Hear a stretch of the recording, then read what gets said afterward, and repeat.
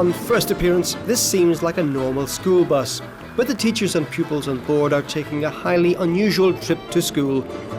They're from Grigoriopol in Transnistria, a breakaway region that's not internationally recognized. Since its split from Moldova, the Russian influence in Transnistria has grown considerably. In order to study their mother tongue, Romanian, these students, some 160 of them, have to cross into Moldova every day. This morning the journey unfolds without problems, but the students say this is very rare. They've chosen a school which reflects their national identity.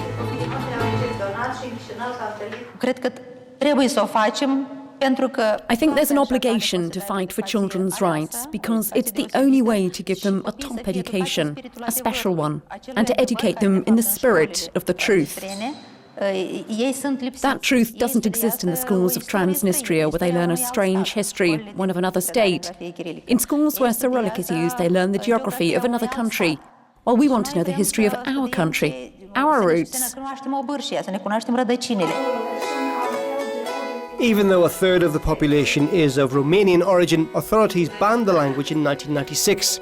Some locals set up a clandestine Romanian language school, but this was closed by officials in 2002. Its director says the only solution was to send children across the border to Moldova.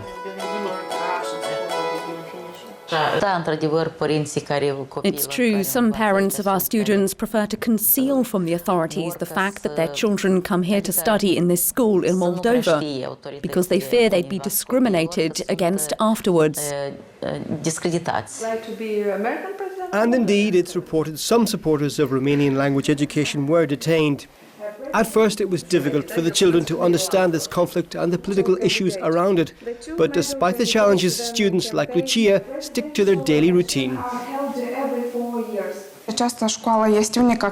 This school is the only one that gives me the chance to learn the official language, Moldovan, the mother tongue of Moldova, and its history and traditions.